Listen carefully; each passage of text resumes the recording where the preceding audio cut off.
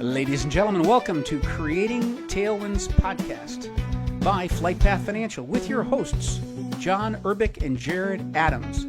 Join us today as we discuss the power of infinite banking. And here we go. Hey, John, welcome back. Episode 4. We're cruising along here. Excellent, Jared. Plugging along. We're at 350. We're just watching the world go by. We do not have a USA Today or any articles in front of us. We're actually paying attention to the instruments. We're doing as we're supposed to. Absolutely. We are professional aviators, and we do it the right way. That's right. Absolutely, Jared. That's right. Episode 4, creating the entity. We'll get into that here in a second.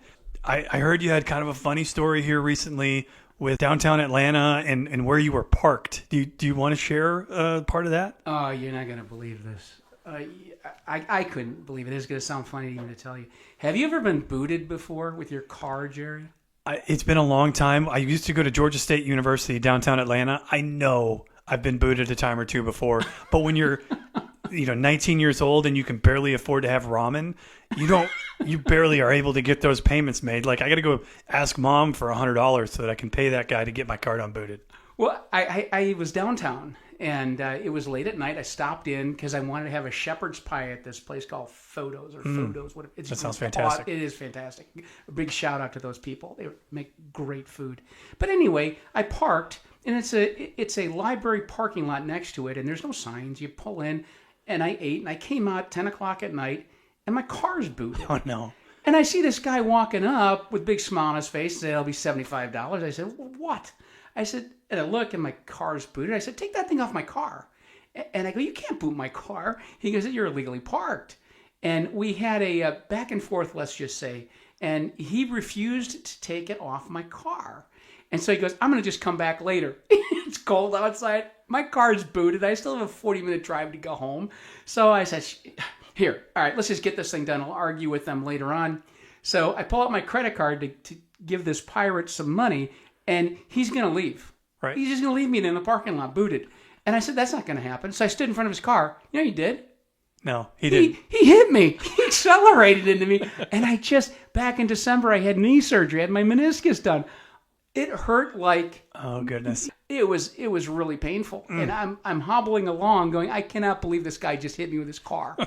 Police show up. Ladies, three girls see it. They file a police report with me. I mean, it's the craziest thing I've ever seen. But well, we'll know what the outcome was when we're driving through downtown Atlanta and we see on the side of a truck John Urbick's Tow Company, because you might own them sometime soon. Honest to goodness, I don't know what I'm going to do about that. But it was bad. If you ever get booted in Atlanta, it's a racket. It is just a racket. 1 star. Do not recommend. Do not recommend. But the food at that other place, Photos, was awesome. That is good. Worth doing. That's awesome. But anyway. What's our topic? Creating the entity. Yeah. Creating the entity. Let's talk about, up to this point, we talked about, infinite banking and what it was. Well, I think in this podcast, let's talk a little bit about how you set that thing up. Sure. We talk about the different, on a line, all the way from a single pay policy all the way to a term. There's different kinds of life insurance, but the appropriate kind of life insurance, really, according to Nelson, the only kind of life insurance that you should be looking at with a certified practitioner to build one of these things is properly structured, dividend-paying, whole life insurance contract. So we're not shy about what we're using as the entity. Exactly, and it's got to be an A-rated company with a history of paying dividends, and the ones we've got are well over 100 and 130 years. Look up the Comdex scores if you're unsure about the company, right? And so not shying away from that sets you apart already from different folks that are. We've already talked about. This is not an investment. This is a concept. Right. So sorry, I'm backing up into some of the stuff we've already talked about and brought into that, just to reemphasize. No, it's all good. I mean, when we look at our life expectancy, right? Yep. And Nelson always would talk about the need for capital, the need for capitalization and financing is when we're living now. And we can do something about that. Rather than get into the racket of constantly paying interest to other entities, other people, what infinite banking does is it's a process that builds a warehouse of wealth, a place where you can put your capital that will grow in spite of everything, and you have access to it when you need it. Right. So, when you when you look at, 1937, I think it was, when they came out with the earlier mortality tables, people lived to 61 years old. Sure. How old are people living to today, Jared? Easily into their 80s. Yeah. I mean, if you take care of Sometimes even yourself. way beyond that. Oh my gosh, yeah, you take care of yourself. Centurions, right? Over the next, I was reading from today, looking out to 2054, which isn't that long out, that they're expecting a quadrupling of centurions. Oh my gosh, if you That's start... the same crowd as the millennials, the folks that were in that age. Yeah. Yeah. I mean, my gosh, you're going to live a long time if Sure. you take care of yourself, Right. all things being equal. Right. So say somebody starts working at 20 years old and they retire at 65. They got my gosh, another 35 years in retirement. Sure. How are you going to pay for that? Right. I don't care about the death benefit at that point. I care about the life benefit. We can show people how they can address that. Yep. They can do something about taxes, and they can do something about inflation, which is coming. It probably is going to get worse before it gets better. But we have a solution that, to my knowledge, nobody else has. This is awesome stuff. Yeah. It kind of reminds me of a conversation I had in the workplace recently where somebody said, they were all up in arms about the S&P or the Dow losing 1.6% a day, right? Yeah. I don't mean to sound arrogant or braggart, but I didn't care at all because I know where my capital's going. Yeah. And I know that it's going to gain an uninterrupted compound interest. And I know that I've got access to it. So I didn't say that to the person, right? But they were in agony. They're not far from retirement. They're less than 5 years from retirement. Yeah. They've got a great sum built up into their 401k. Right. And they probably lost 20 grand overnight. Yeah. And so you're like, what do you do with that? Yeah. So they lose the 20 grand and they still got to pay taxes on the money that they made. Correct. It's not great. And people, so many people, Jared, don't understand, or they're not wrapping their minds around the fact that they have a huge tax bill due. I mean, how would you feel if at the beginning of the year you said, look, I'm not going to put anything aside for taxes, nothing. I'm just going to show up on April 15th. Let's see what it looks like. Yep. And say you made $100,000, $200,000, and now you're going to get a tax bill for $30,000 or $60,000, and you're going, ugh, where's the money coming from? Right. How are they going to pay that? Sure. Infinite banking, that is a non-issue. Yep. Pretty cool. Pretty cool. Sorry, to get us back to the creating the entity piece, the one concept that Nelson mentions real early on is he said 1,000 of the 1,000 people that are born, 1,000 of them are going to die.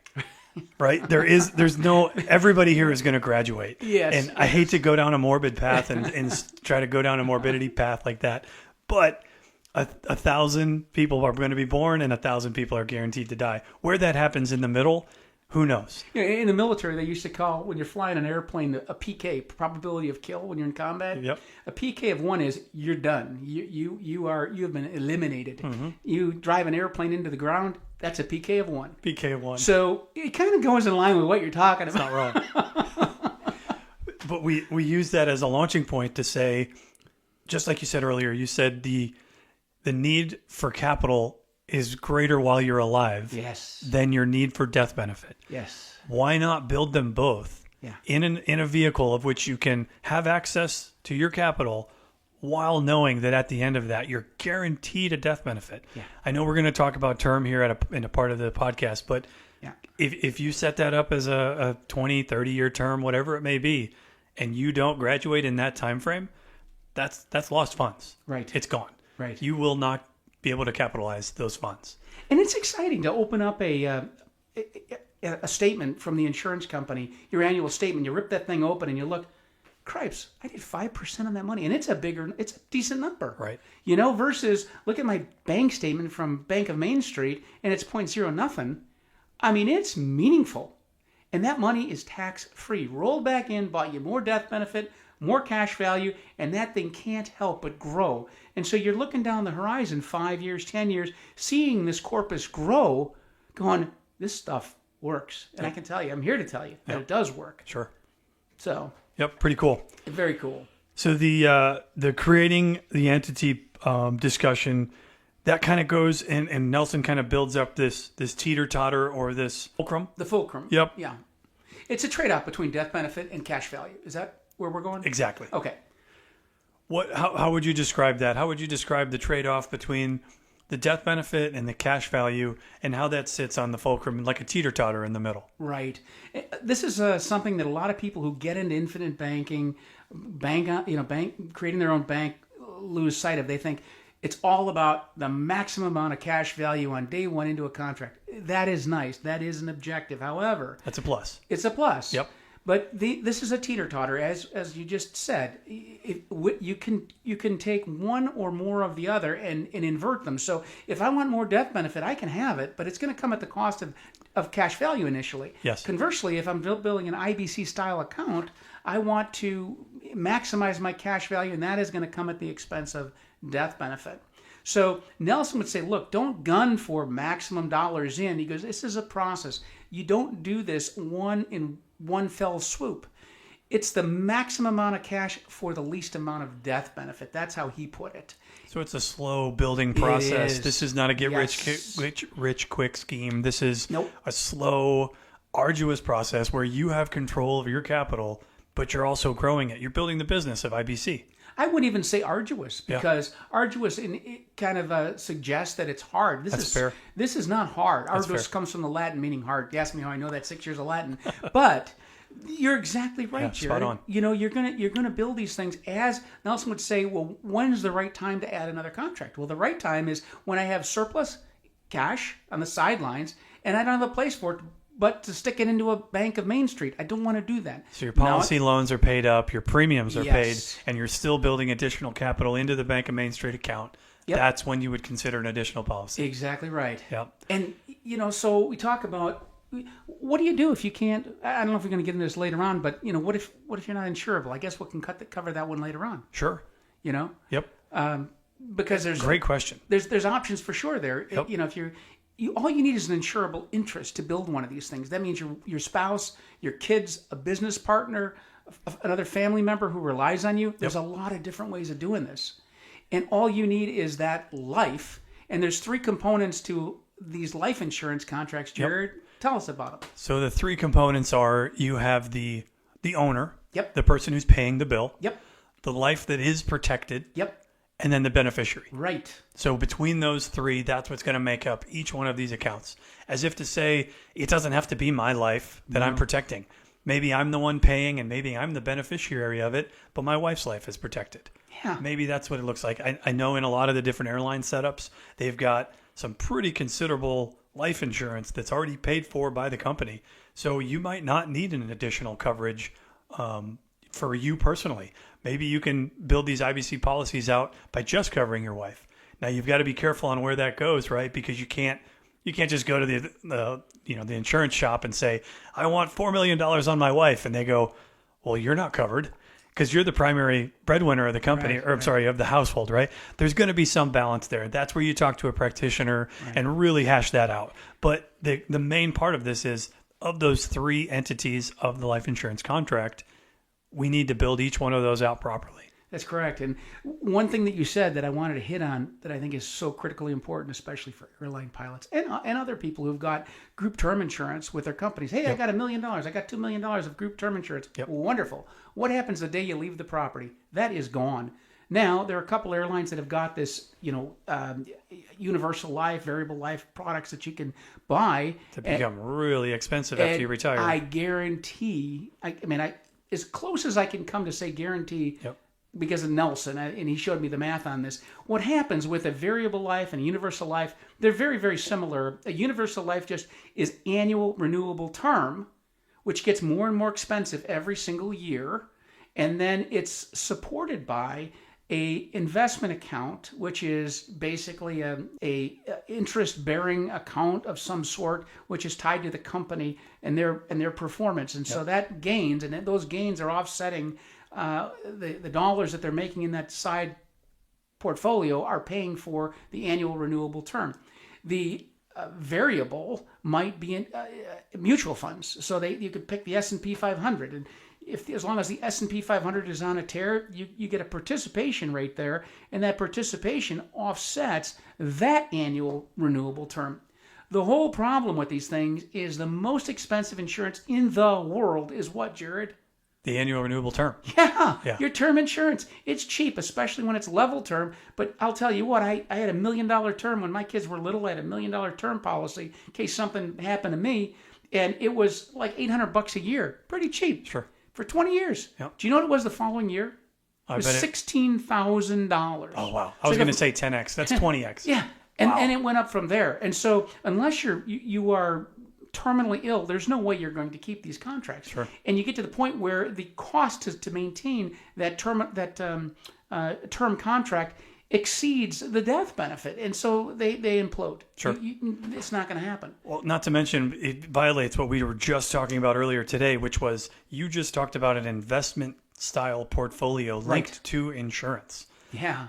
Why would you ever mix the two? E.F. Hutton. Oh, you remember E.F. Hutton? When E.F. Hutton talks, people listen. You probably don't remember that. I don't remember that. That was a commercial when I was a kid. Sorry. Guess where they're at today? Where? Out of business. They went bankrupt. Sure. So do you want to listen to that company? When E.F. Hutton talks, people listen? Or do you want to do this the right way? The fact that I don't even know what E.F. Hutton is, I don't know if that's an age show or I don't know if that's a generational show, but yeah. It's just the idea, though. Why would you link an investment to where your capital sits in this style? Like, if you're going to mix up investment and insurance, wow, I mean, that just seems like a really risky move. The whole purpose of having a whole life policy is so that I transfer the risk to the insurance company. Bingo. I'm transferring the risk of my life that they're going to cover that whenever that happens. Is it tomorrow or is it 50 years from now? I'm not sure, but they have accepted all of that risk. That's exactly right. And that's what's not in place with a universal life or a variable life. Those are quote unquote permanent insurance, but I'm here to tell you they're not. Yep. Because they rely on that side account to fund the annual renewable term. Sure. And so long as you're willing to pay the annual renewable term, yeah, they'll be there. But why would you do that when you're looking at the long haul, when you can buy a dividend paying whole life insurance contract, which is built specifically to carry you through your entire life? That's right. Guaranteed. Yep. It will not go down in value. It will not default as long as you pay your premiums along the way. They are guaranteeing all the risk, as you said, was with a life insurance company. Whereas the variable and the universal life, they're transferring it to you. Yeah, that's your right. Premium is at risk. Your death benefit is risk. The cash values, or all three, are at risk. I'll even go out on a limb here and say that if you're speaking with someone, it doesn't matter what company they're serving. If they're talking about insurance and your death benefit is not increasing every single year, are you looking at the right product? I understand that term might be a good, stopgap for some people. I'm not saying that's a bad thing or a bad product. Yeah. But if you're looking at a universal product or a variable product with a very similar or a level payout in a death benefit, you're not doing it right. There's only one exception to that, and first of all, you're spot on. You're exactly right. There is a product out there that we do utilize. It's the EBIR, which this one company does have. And what they do is this gets into the weeds a little bit, but what it does is it allows people to convert the required term to keep it from mecking into permanent insurance. And so as it's going through that process and winding down the term, it's buying permanent insurance, but the death benefit doesn't go down. That's right. And that's one of the big gotchas on some of the other term policies, which are for a period of time, 7-year or 10 or 20-year term. You'll look at the illustration on those darn things and say they need $200,000 or $300,000 or $400,000 of level term to keep the contract from becoming a mech. You'll see in the far right illustration column where you may have $500,000 of death benefit, and then after year 7 going to 8, boom, it drops to $300,000. Why? And these are conversations, of course, we have with clients. But That's right. The reason is because the term drops off. Yep. With the EBIR, that doesn't happen, which is pretty cool. That's the only other exception to that rule. That is really cool. I think it might be an appropriate time to just touch on MEC. I know we haven't really talked about that in this podcast, and I know we're probably going to devote an entire podcast to it. But good thought. Let me just tee it up for you, and I want to hear your thoughts. MEC is short for Modified Endowment Contract. Yep. It is really the Achilles heel of IBC. We do not want to create you a policy that has a MEC built into it. Some folks will do that where they not practitioners, but some other life insurance folks are willing to say, sure, no problem if that thing mechs at age 60 or age 65, fill in the blank. That is not our goal. It's almost our crutch to not build you a contract that mechs. The specific reason why is the tax implications of a mech. Exactly right. Do you want to expound on that a little? And where did I miss on that? Sure. And just on the front end of it, a mech is not a bad thing in and of itself. Sure. If you're estate planning. Right. So say somebody's they want to leave, Billy a bunch of money after they're gone, Yep. and they're never going to touch that money. You can do a single premium, boom, dump it in. It will mech day one. And the difference between a regular life insurance contract and a mech is the products are identical. It's just the tax treatment. Sure. That's the real difference. So when you have a modified endowment contract, and when you're practicing infinite banking, you do not want a modified endowment contract, and so you're gonna tend to build this thing with using base and paid up additions to drive the cash values inside the contract up to the you want to snuggle up, as Nelson would say, into the modified endowment contract line. You don't want to cross it. But the significant difference between them is when you have an IBC built contract that is not a MEC, it's first in, first out. Meaning, if I put $10,000 into a contract and I'm going to pull some money out for a loan, for instance, there is no taxable consequence. It doesn't even register. You don't even have to tell anybody about it. Right. However, if you MEC that contract by $1 will do it, and once a MEC, always a MEC, now that inverts everything. It treats it just like an annuity, which means it's first in, last out. So all of the gain that you're getting inside this contract must come out first, which means it's taxable. Sure. So if you pull out money, you got to pay the taxes on it. We don't want that as practitioners. And so to dispel maybe a myth or two out there, a MEC doesn't mean that your cost of insurance increases. It doesn't mean that your cost of premium increases. No. There's no true change to the product that is used to build the IBC contract, yet the tax implications are huge. They are. And since we're using this as we just said your need for capital is greater while you're alive than your need for a death benefit. That's exactly right. Well, we plan to use that capital that we build up into these policies. We don't want the funds that come out to be taxed. Amen. So am I saying that right? No, you are. Sure. You are. And if properly done, they talk about these life insurance contracts as tax deferred. If you do it correctly, it's tax free. That's right. But it can be tax deferred because basis comes out first, and after you hit basis, there's a couple of considerations, but we'll get into those variables later. But the meat and potatoes of this whole thing is you can conduct your entire banking business life with infinite banking contracts and never pay a dime in taxes on them. The other thing to maybe mention, and kind of as we talk about this whole, this spectrum of life insurance that's available. Yes. I know we talked about term. You said a 20-year term to protect your family when you were younger. Right.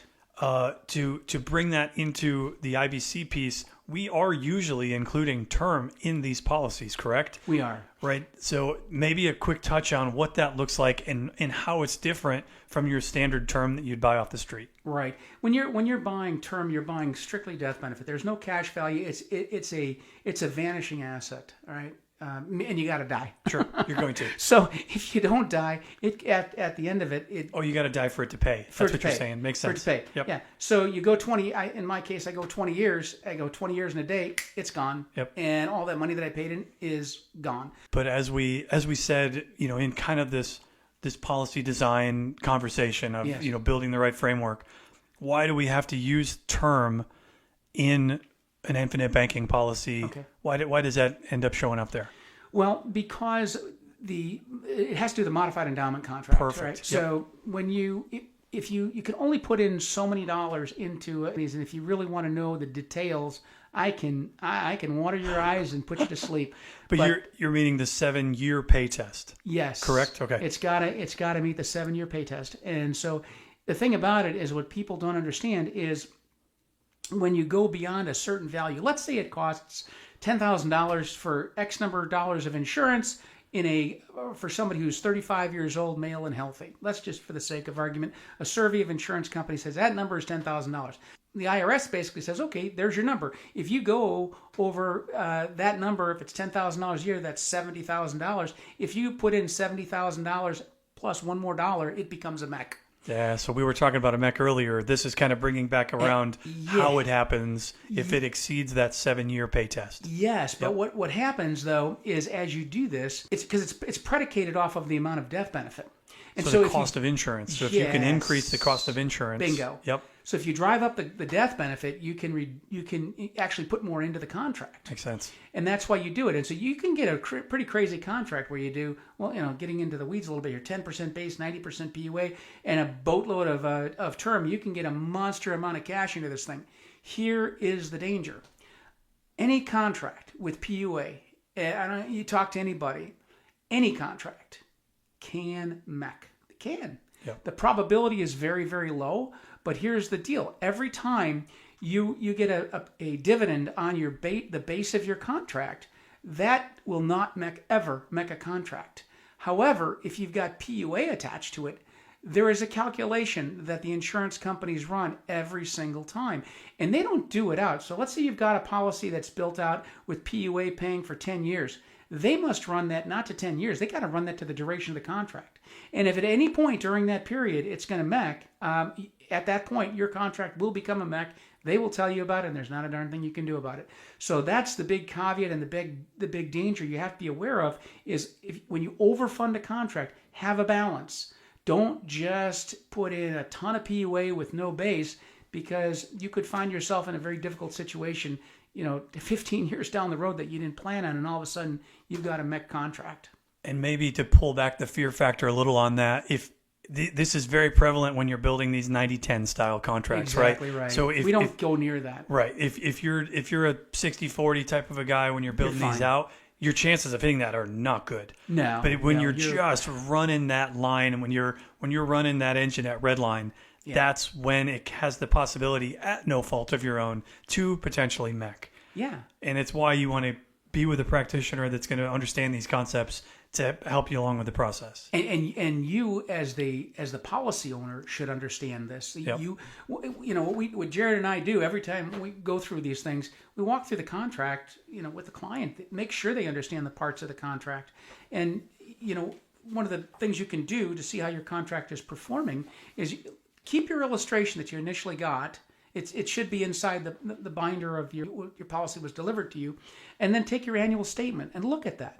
And Jared and I would be happy to review these for anybody, but you can tell how your contract is performing. And I think I'll add one quick story on that, and it's a recent client, and what they ended up doing was they were a little hesitant on the amount that would pour in as a young family. Yeah. They were hesitant on what they could give and make it meaningful, but also manageable. Right. So they were just hesitant about the amount. Let's just say that. Right. But they've got a young family. Right. And so when they started this policy with me, when we designed this for them, they ended up building a 15-year term into the policy. Yep. That was a big amount. It was just short of $1 million. Right. Now, they don't have the $1 million in base policy on the whole life. Right. But they've got $1 million. What we use is convertible term. Right. That's the other thing that's a little different about the term that you're going to buy off the street. So he's got almost $1 million in convertible term. As a 33-year-old guy, locking in a preferred health rating right now, that at any time over the next 15 years, if he wants to convert any of that just short of $1 million value into a whole life policy, he can do so at the preferred non-tobacco rating. That flexibility alone, I mean, his family is protected in a huge way. God forbid something happens. He has a very considerable amount that would take care of his wife, his kids, and anything that they need for the next 20 years. Yet, he also is building flexibility in his IBC account. Yes. That there's cash value growing every single year. And if he wants to open another branch of his bank, so to speak, right, he has the option to do so. So kind of a cool scenario on when you can allow yourself to step back and just think of something a little different way. Try to, maybe twist the lens a little bit and be like, man, I don't understand this, but I want to dig into it. I want to find out about it. That was how I did it. Yeah. I didn't get it at first either. Well, usually you got to go to 7 years. That's usually the cutoff. You're because it's a 7-year rule. But by going to 15 years, you might not need 15 to prevent it from meching. But what you've done is exactly what you just said. And so a little bit a little bit of forethought, a little bit of forward planning, you've locked in a wonderful solution for somebody. What if they lost that rating? What if they needed that additional insurance? Earlier podcast, I talked about that client whose father bought the life insurance for her and had 3 purchase gates, 3 purchase years that they exercised. Not insurable, zero insurability. But yeah, and to back up what you're saying there, you're saying you only typically need 7 years in that IBC contract. Maybe someone's 45, 50 years old. Their kids are almost out of the house. They don't need that 15 years of coverage. Great. We'll talk with you and find out what your situation is, and we'll build a 7 in there that allows you to not make the contract. And when the 7's done, you've converted it, and maybe you haven't. Yeah. It's your choice. You get the option there. You know, it's funny, Jared. I've talked to several people who've come to me and they've said, gosh, I wish I knew this before I did this policy. Yep. And maybe we can do a podcast on what's called 1035 exchanges. Sure. You know, there's a lot of people who bought things not knowing exactly what they were buying, and it was sold to them not really delivering a product. When we, as you know, we get to know our clients pretty well. Everybody that we do business with knows what they're getting and the power of infinite banking. And I always tell people that, hey, I'm at your service. But in order to know what you're getting, you need to know part of the product as well. This is not like your tax accountant where you show up on April 1st, give us your tax statement, and then on April 15th we've got an output for you. We're going to be able to talk with you throughout the year and help you problem solve. We won't necessarily have the answers all the time, but we're there for the discussion year round on what this looks like and what you've created, because you need to be educated on this as well. As the ideas pop up, as the ideas flow, you literally have infinite amount of opportunity on what you can do with the capital. Yeah. Well, you need to know what your income and expenses are on a monthly basis. You absolutely need to do a budget for yourself. You need to read Nelson's book. You need to create a budget for yourself if you haven't done this. You need to know what your income and expenses look like for the year, and you also need to know what your assets and liabilities look like. These are the things that we look at. I love a tax return because it tells everything about you. Mm-hmm. So you go into these numbers and you figure out, okay, where can I find money? What do we have to spend money on? What do we not have to spend money? Kind of like an Elon Musk approach. Sure, right. He's been pretty successful, finding billions and billions of dollars. Yep. I don't know that I can find that much, but I'm confident that Jared and I can find an awful lot of money that you're not even looking at. You didn't have to do anything different in your life, but now you've got the power of an infinite banking contract working for you, growing year after year, and your emergency money. Everybody should have an emergency stash of cash that they can tap if they have to. But guess what? You can make money do 2, 3, 4, 5, 10 things for you inside of a life insurance contract. It's a very, very powerful instrument that very few people truly understand. Sure. Well, I guess that kind of brings us to a close here for episode 4. Okay. Thanks for getting together, John. Always a pleasure to be with you. Jared, thank you. Anything to close us out today? Should I go after that guy who booted my car, or should I just let it go? Oh, man, if it was me, I would let it go, but I'm not going to judge if you do. Oh, my gosh. Yeah, there's something else. There's something else. But anyway, no, I think we've satisfied this part of the discussion, this part of the book. Thank you.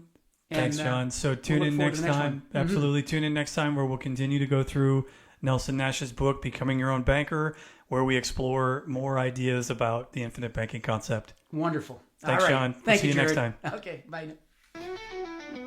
We'd like to thank you for tuning in to today's episode of Creating Tailwinds podcast with your hosts, John and Jared. As always, we welcome your questions and critiques. You can reach us through the Contact Us tab at flightpathfinancial.com. Remember, it's all about how you think. As Nelson Nash has said about infinite banking, give it your close attention, and it can make a radical improvement in your financial future.